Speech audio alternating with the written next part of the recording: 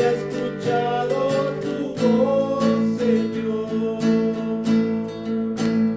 Estaba lejos de tu presencia. Señor, aquí estoy. Gracias por tu clemencia, por tu perdón y tu amor, Señor.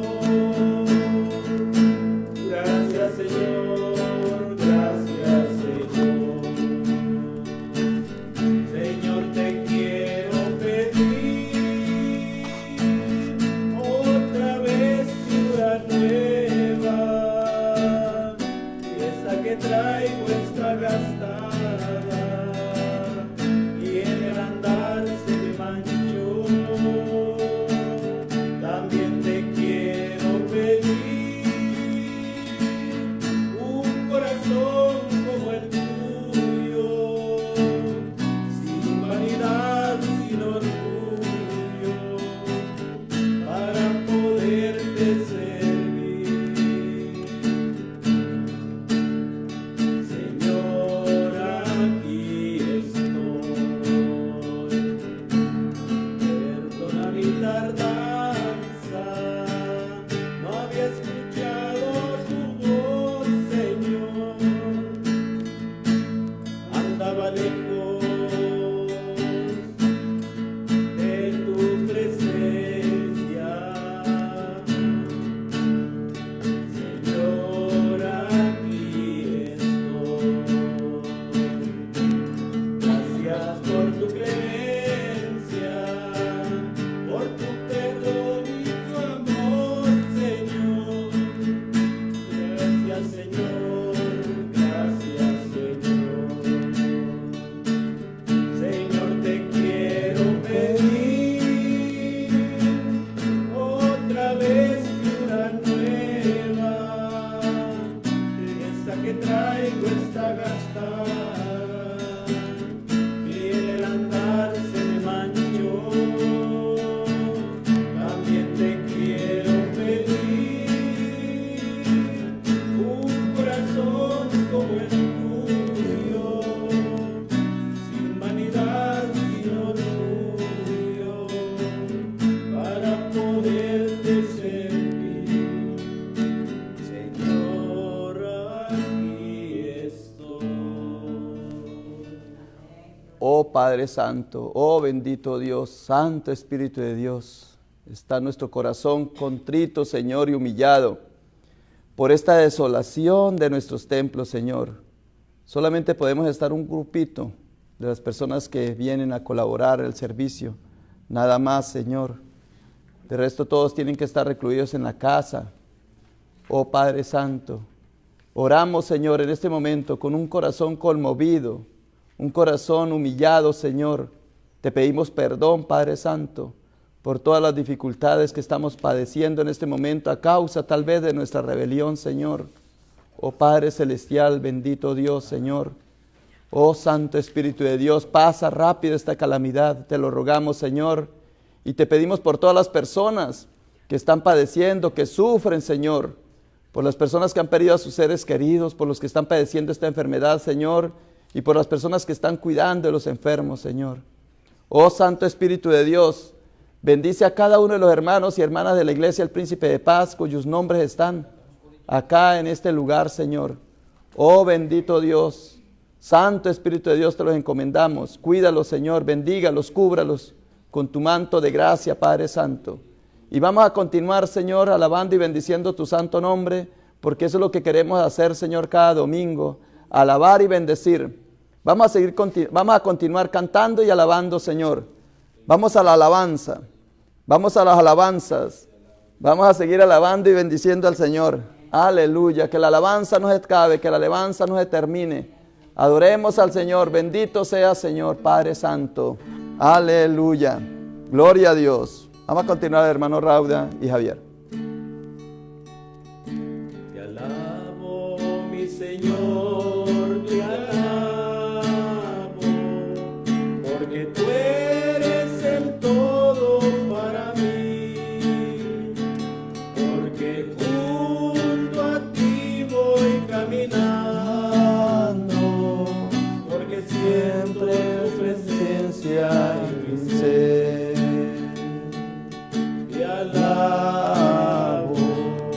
te alabo, y mi alma no se cansa de alabarte.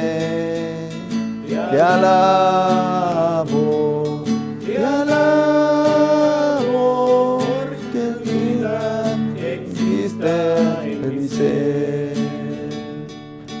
A veces el maligno quiere a mi alma volver a aprisionar, pero el Espíritu Santo que me guía me sostiene y no me deja claudicar.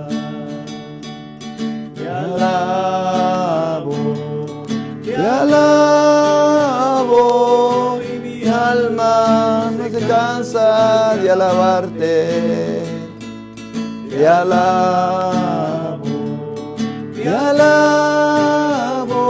mientras vida existe en mi ser.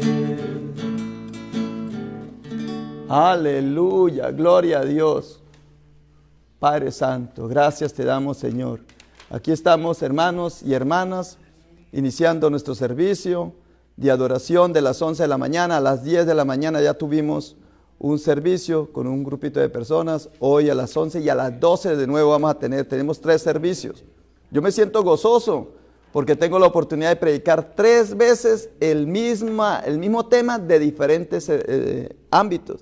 O sea, le doy tres perfiles distintos. Cada sermón de los que he predicado son diferentes, pero es el mismo tema, la misma temática. Hoy sobre la resurrección.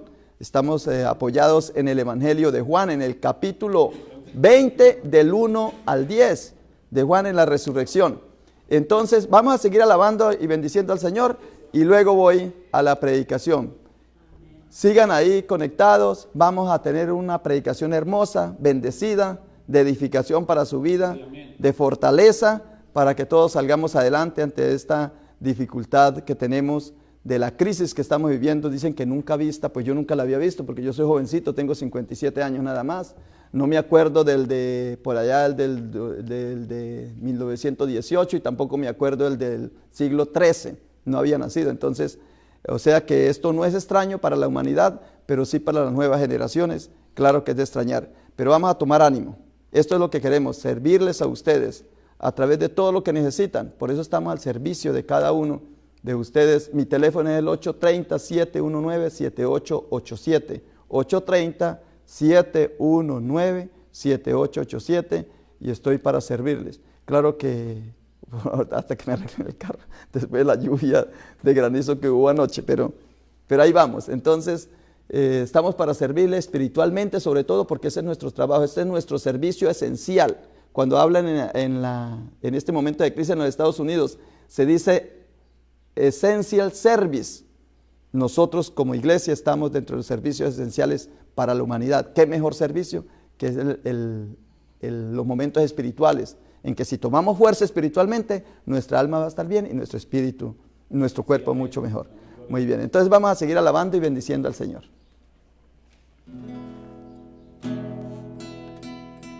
El Espíritu de Dios está en este lugar. El Espíritu de Dios se mueve en este lugar. Está aquí para consolar, está aquí para liberar, está aquí para guiar. El Espíritu de Dios está aquí. Muévete en mí, muévete en mí. Toca Mi mente y mi corazón, llena mi vida de tu amor. Muévete en mí, Santo Espíritu, muévete en mí. Muévete en mí, muévete en mí.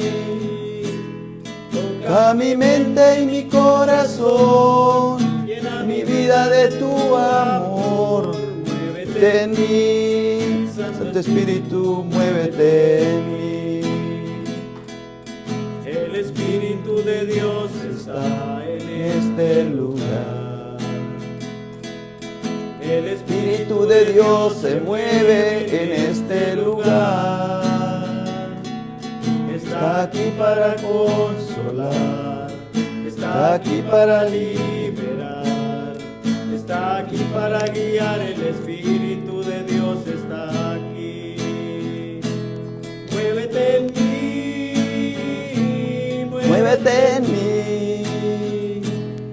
toca mi mente y mi corazón, llena mi vida de tu amor. Muévete en mí, Santo Espíritu, muévete en mí. Muévete en mí, Santo Espíritu, muévete en mí.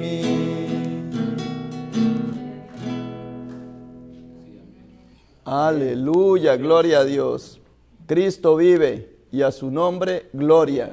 Y para nosotros la victoria. Voy a bajar un poquito aquí la cámara para que nos quede mejor.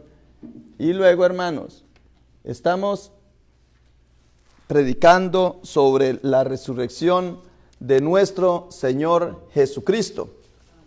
De ese es el tema en el día de hoy. Estamos en el Easter, se dice en inglés, Easter. ¿Y qué significa el Easter? Easter significa Pascua. Y es lo que pasó. La Pascua es el paso del ángel en la última de las plagas. En Éxodo 12, del 1 al 51, se habla de las plagas que azotó al pueblo de Israel, al pueblo de Egipto, porque Israel estaba sometido y el Señor quería liberar al pueblo de Israel de la esclavitud. Y entonces ese paso, cuando pasó el ángel de la muerte, los israelitas tenían un signo en las puertas, en los dinteles de la casa, que era la sangre del cordero, de un cordero. Y esa sangre significaba que donde estuviera esa señal, no les iba a pasar nada. Significaba que eran los israelitas, que era el pueblo escogido, los primogénitos. Y donde no estaba esa señal, ahí sí les iba a suceder algo. Pues de eso les quiero predicar en el día de hoy. Entonces, eso de las plagas está en Éxodo 12, del 1 al 51. Y se registra la última de las plagas, que fue la muerte de todos los primogénitos de Egipto. La palabra Pascua en hebreo es Pasash, significa pasar sobre, extender las alas, salvar, protección. Pero había que sustituir la muerte humana de los israelitas con un cordero. Lo que los salvó a los israelitas fue la sangre del cordero. Lo que nos salvó a nosotros de la muerte eterna es la sangre del cordero. De eso les voy a predicar. Si para los israelitas la salvación fue la sangre del cordero allá en Egipto y fueron salvados por la sangre, aquí nosotros, tanto física como espiritual y en nuestra alma, también somos salvados si creemos en la resurrección de nuestro Señor Jesucristo, que fue pasar de la cruz, de la muerte, en donde fue ensangrentado, donde entregó su sangre y nos dio vida. Entonces fuimos salvados. De eso voy a predicarles, sobre el Easter, sobre la Pascua. ¿Qué es la Pascua?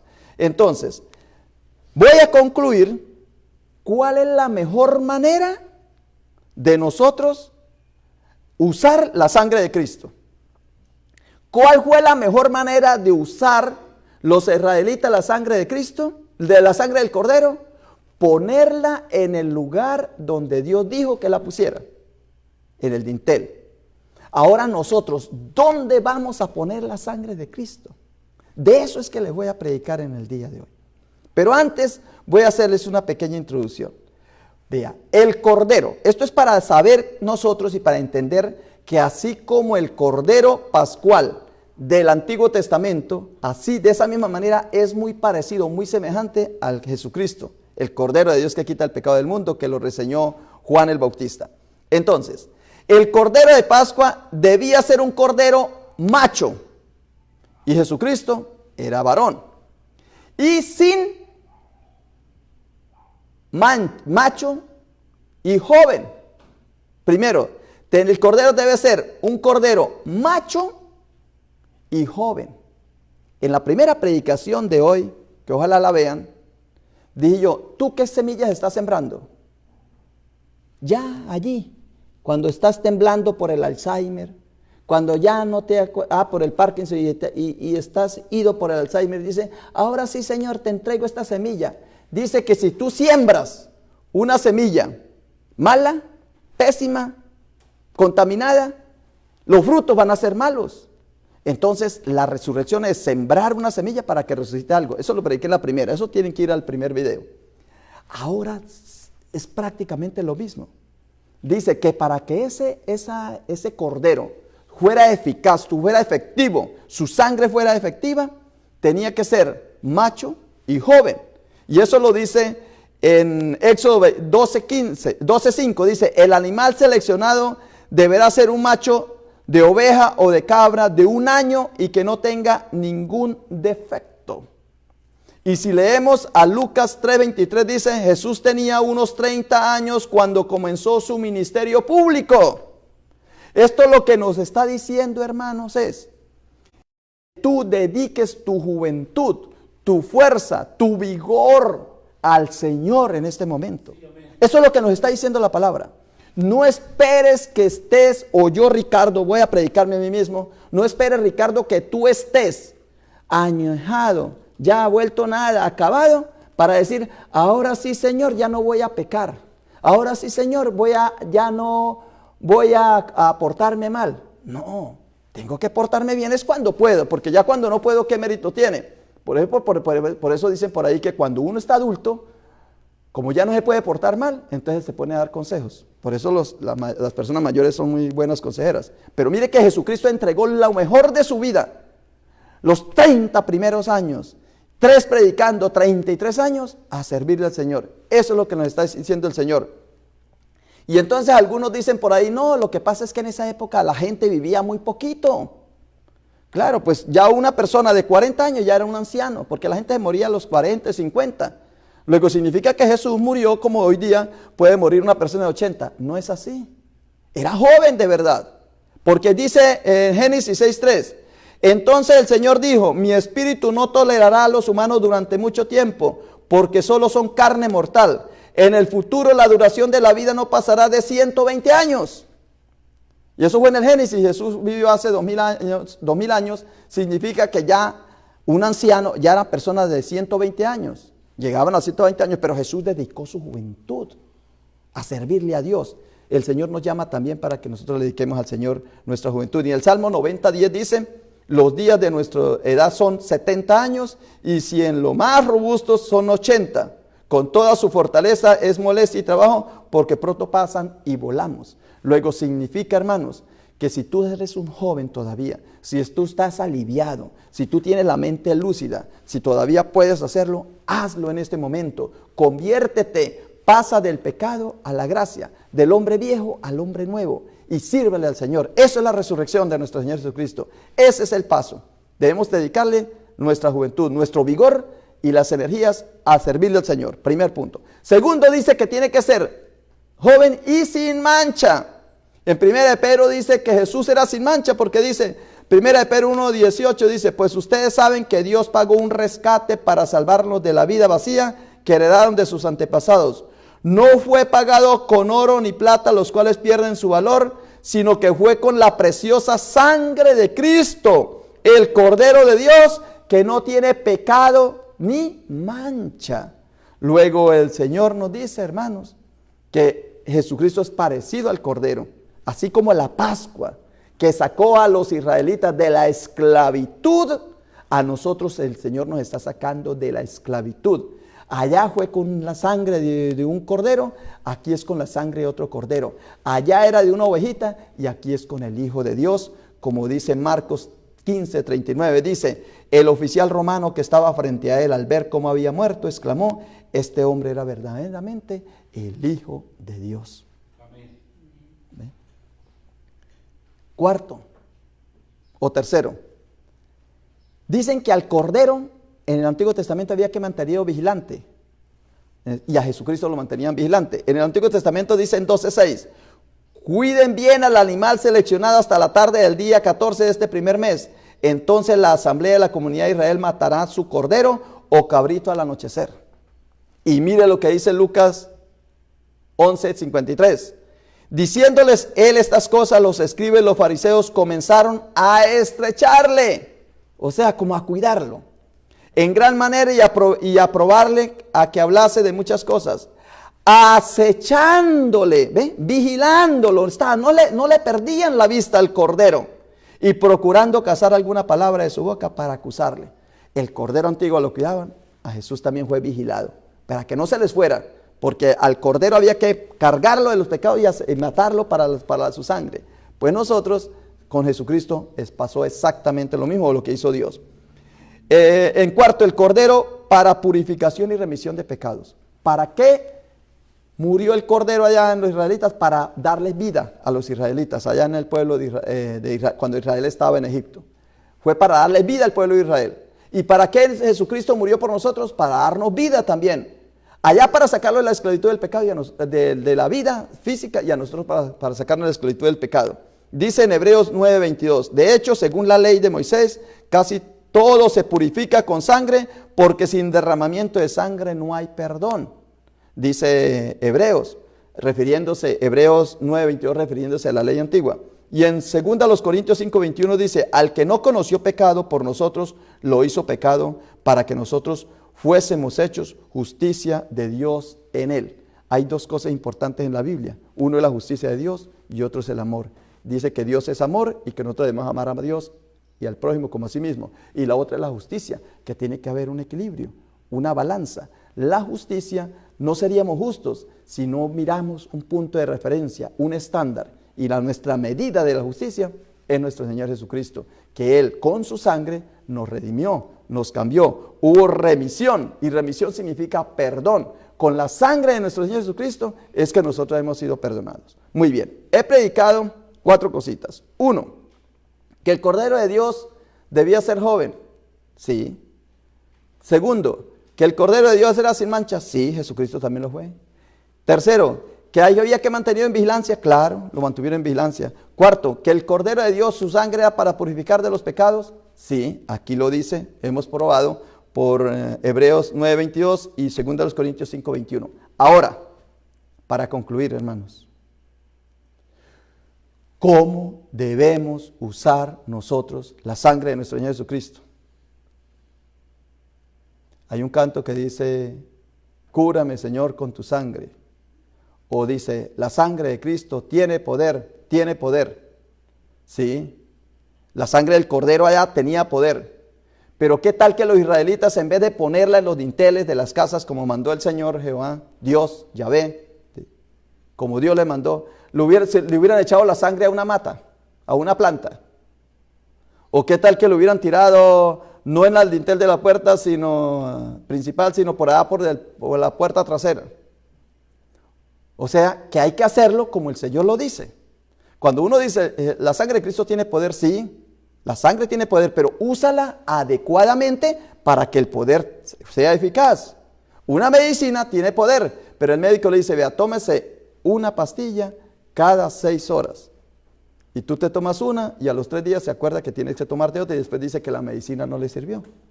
¿Ve? No, tiene que uno seguir el régimen. Lo mismo la sangre de Cristo, así como la sangre del Cordero fue eficaz porque ellos lo hicieron de la manera correcta, como Dios les había dicho que eran los dinteles y que la pusieran de esta manera, que lo chorrean de esta forma.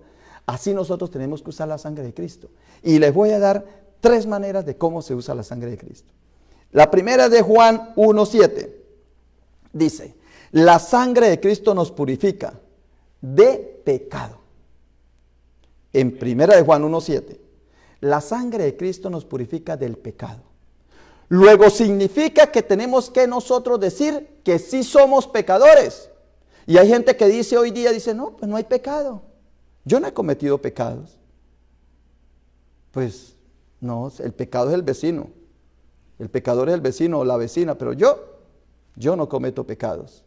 Ya no hay pecados, hay errores, hay equivocaciones, pero pecado no. Y dice en 1 Juan 1:7, dice, la sangre nos purifica de pecado. Esto quiere decir que debemos decir que tenemos pecado. Debemos decir que somos pecadores. Pero esto no es solamente, voy a leerlo porque tengo solamente la cita. Y esto, hermanos, es importante, porque yo les dije que les iba a enseñar cómo usar la sangre de Cristo. Y eso que dicen, la sangre de Cristo tiene poder sí, pero si no ejerce el poder, eso es como que tú tengas la medicina y estás enfermo de algo y tienes la medicina y dice, esta medicina tiene poder, y la deja ahí en la mesa, pues no sacas nada. Entonces, vamos a leer 1 de Juan, del 1 al 7. Mire que nos dio campo de buscarlo a todos. Del 1 al 7 dice, pero si andamos, 1 de Juan, del 1, versículo 7, pero si andamos en la luz como Él está en la luz, tenemos comunión unos con otros, y la sangre de Cristo, su Hijo, nos limpia de todo pecado. Es decir, que la sangre de Cristo es ¿para qué? Para limpiarnos del pecado. Ya no es para ponerla en los dinteles de la casa. Ya no es para echársela a la matica. Ya no es para otra cosa. Sino la sangre de Cristo es para limpiarnos de nuestros pecados. ¿Tiene poder? Tiene poder, sí. Pero para limpiarnos los pecados. Pero para que nos pueda limpiar tiene que uno estar sucio. Porque yo no puedo limpiar algo que ya está limpio. Como le dice Jesús a Pedro, yo no te puedo limpiar ya todo, no te puedo lavar todo porque tú ya te bañaste, ya están limpios por la palabra que les he dado. Por eso el signo que les voy a decir es de lavarle los pies, como un signo de que ustedes van a prestar un servicio. Entonces lo mismo aquí, dice, la sangre de Jesucristo nos limpia de todo pecado. Si decimos que no tenemos pecado, primera de Juan 1, primera carta de Juan, capítulo 1, versículo 8 dice, si decimos que no tenemos pecado, nos engañamos a nosotros mismos y la verdad no está en nosotros. Entonces, hermanos, primer punto, la sangre de Cristo tiene poder, pero tiene poder contra tu pecado. Y si tú dices que no tienes pecado, o si tú dices simplemente, sí, I'm sorry, como dicen aquí, I'm sorry, discúlpeme, perdón, pero no rectificas, tú no vas a responsabilizarte de eso, la restitución de ese daño que hiciste. Y si tú no reconoces que has fallado, que has cometido pecado, por eso dice, si antes de poner tu ofrenda en el altar, tú sabes que alguien tiene algo contra ti, o sea que tú has pecado contra esa persona, entonces tienes que reconocer su pecado. Entonces, la sangre de Cristo tiene poder sí, para liberarme, dice el canto. Pero ¿liberarlo de qué? Dice, cúbrame con la sangre de Cristo. ¿Pero qué es lo que estás cubriendo? ¿De la granizada de anoche? La sangre de Cristo no te va a cubrir de la granizada de anoche porque es parte de la naturaleza. Había que aguantar. Yo anoche, lo dije en el sermón pasado, yo anoche decía, Señor, ¿por qué no manda uno de este poquito granizo a mis vecinos allá lejitos de mí? Porque yo pensé que solamente a mí era que había caído el granizo. Yo sentí que era toda la granizada del río había caído sobre mi casa. Porque yo escuchaba eso que estaba destruyéndose, acabando, y miraba por el patio, y ese patio subía el granizo, eso como un carro, un bus, un camión cuando voltea así las piedras, así lo sentía. Y más cuando me di cuenta que el carro estaba afuera y eso caía, esa lluvia de piedras sobre eso. Y yo decía, la sangre de Cristo cubrió el carro. ¿Qué cuento lo cubrió? Porque el pobre carro no es pecador. No, yo era el que tenía que cubrir el carro, proteger el carro. Y después fue que caí en la cuenta, lo hubiera metido debajo del naranjito. Porque debajo del naranjito no pasó nada. Pero la imprudencia mía pensaba, es que Dios tal vez me lo cuida. No, eres tú, debes ser prudente. Ahora, ¿la sangre de Cristo para qué es? Para cubrir tus pecados, para borrarte tus pecados. Pero si tú quieres que Cristo te borre tus pecados, tienes que decir que soy pecador. Y no solamente decirlo, sino confesarlo públicamente. Señor, yo soy pecador. Pero tienes que decir, yo soy pecador porque me le robé una gallinita a doña Elia. Porque le robé una gallina, unos huevos a la hermana Berta. Eso es lo que yo tengo que decir, confesarlo. Dice la palabra así. Dice, primero que nos limpia, la sangre de Cristo nos limpia del pecado. Segundo, si decimos que no tenemos pecado, nos engañamos y no estamos con la verdad. Tercero, primera de Juan, capítulo 1, versículo 9. Si confesamos, no hermanos, yo aquí estoy confesándome que yo soy muy pecador. ¿Pero qué pecados cometiste? ¿Acaso es que yo soy católico? ¿Acaso es que yo le voy a decir el pecado a un hombre? Bueno, pues no lo digas a un hombre, dígaselo a todos los seres humanos. ¿Qué fue lo que tú cometiste? Porque eso es lo que dice aquí. Si confesamos nuestros pecados, Él es fiel y justo para perdonar nuestros pecados y limpiarnos de toda maldad. Si decimos que no hemos pecado, le hacemos a Él mentiroso y su palabra no está en nosotros. Hermanos, luego esto es más sagrado. A una iglesia, el que tiene el confesor, pues la gente va y se confiesa. Era que antes era así, hermanos. Antes era que el cristiano, al principio del cristianismo, la gente se confesaba públicamente y decía, vea, yo he cometido este error, he cometido esto, lo decía públicamente, el hecho, el caso. Y luego los hermanos oraban por él y le perdonaban el pecado. No lo metían a la cárcel, sino que le perdonaban el pecado que había hecho contra alguno de la comunidad. Y él restituía. Si mató a un vecino, tenía que ir a velar por la familia, los niños que quedaron huérfanos. Ese era el castigo, la pena. Esa era la restitución que tenía que hacer. Yo por estar haciendo algo malo, me enojé o borracho o algo, maté al vecino. Y ahora quedaron 4 niños huérfanos. Yo tengo que velar por mi familia y ahora tengo que velar por esos 4 niños que quedaron huérfanos. Así era la restitución, así era antiguamente. Después dijeron, no, pues confesémonos solamente con una persona, porque eso es un escándalo, es que es mejor con uno. Entonces empezaron a confesarse con uno, ¿no? Entonces ya era persona a persona. Uno iba, ay, ministro, padre, cura, como le quieran llamar, sacerdote, confiésame que he pecado esto. El padre, sí, bueno, ¿y qué hiciste? No, que robé una gallina, ¿ya la restituiste? No, ¿con qué, padre? Bueno, recé una Ave María. Padre, pero no me sé la Ave María. Bueno, no recé nada, váyase. ¿Ve? Así no es. Entonces, pero bueno, por ese lado. Pero nosotros, ya ni siquiera eso. Al principio era público. Luego, solito ahí. Pero nosotros todavía somos más descarados. Porque nosotros decimos, sí, Señor, yo soy muy pecador. Adelante los hermanos. Yo soy muy pecador. Señor, perdóname. Ya. Gracias, Señor, ya me perdonaste. ¿Sí? Aquí no dice que ya te perdonó. Tienes que reconocerlo. Tiene que arder tu corazón de dolor. Tienes que arder y tiene que tener un propósito de enmienda, de cambio. Anda, vete, levántate y no peques más. No lo puedes volver a hacer. Entonces, ¿cómo vamos a usar la sangre de Cristo? Reconociendo nuestros pecados y confesando nuestros pecados. De ahora en adelante sí que vamos a hacer aquí. Yo no sé cómo vamos a hacer, si verdad me hacen caso. Vamos a escuchar aquí todas. Vea, no se avergüencen del pecado en el sentido de decirlo, porque nadie es tan creativo como para crear un pecado nuevo. Todos los pecados son iguales. La vergüenza que uno tiene es cuando lo descubren, pero debe uno avergonzarse antes de cometer ese pecado. Muy bien. El segundo punto, para terminar. 1 de Pedro 2, ¿cómo usa la sangre de Cristo? 1 de Pedro 1:2. Dios Padre los conoció y los eligió desde hace mucho tiempo y su Espíritu los ha hecho santos. Como resultado, ustedes lo obedecieron, fueron limpiados por la sangre de Jesucristo.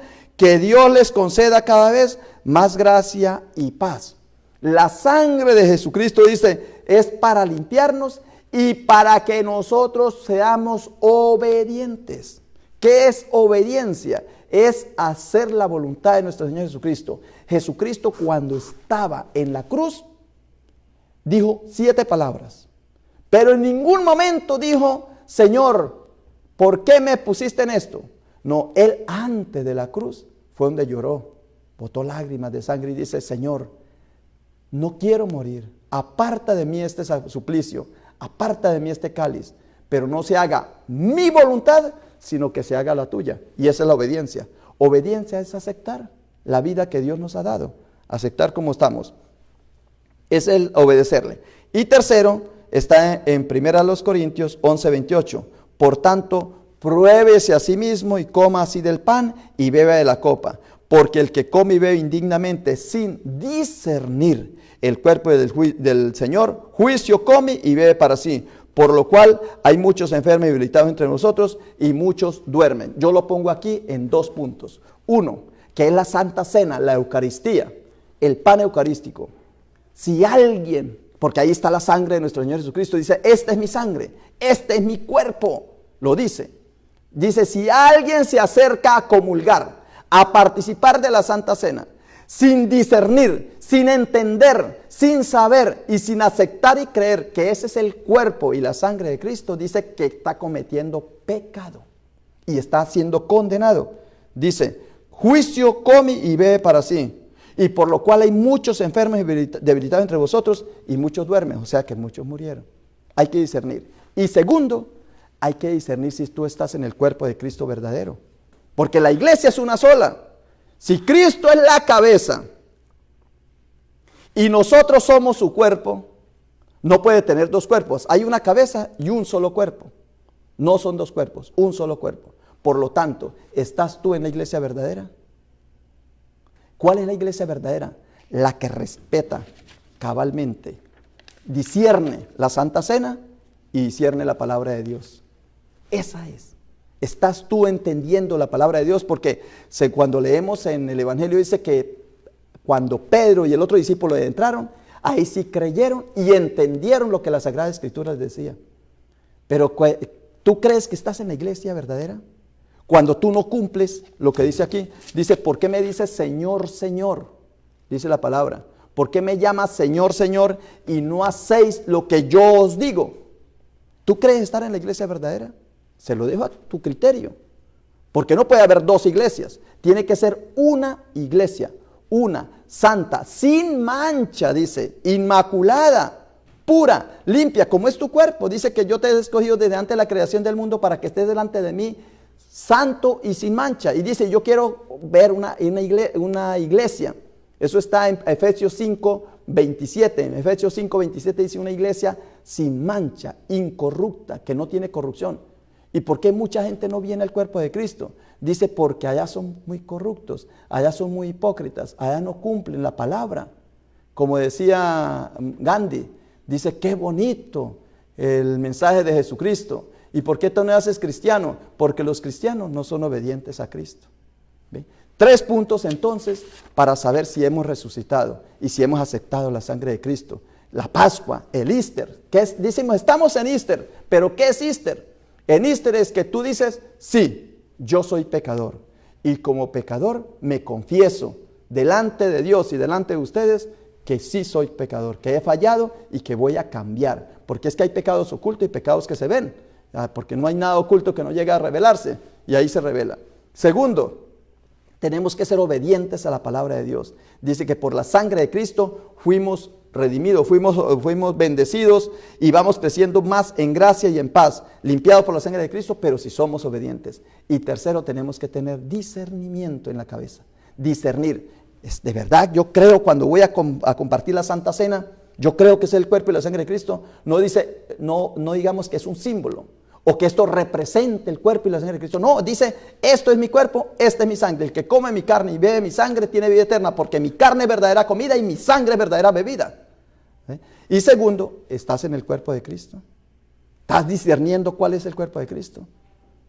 Ese es el tercer mensaje. Muy bien, Padre Santo, te damos gracias por esta palabra que tú nos has regalado en el día de hoy. Vamos a escuchar otro canto al terminar con el hermano Rauda y luego ya finalizamos. Padre Celestial, gracias te damos en el nombre de tu Hijo Jesucristo, Señor. Bendito sea Dios, Padre bueno. Gracias, Señor, por darnos esta posibilidad de escuchar tu palabra, Señor. De ser bendecidos por tu palabra, Señor. Dice que por tus llagas fuimos sanados, por tus heridas fuimos curados, Señor. Cura y santifica a tantas personas que lo necesitan. En el nombre de Cristo Jesús oramos. Amén. ¿Ya acabó? Ok.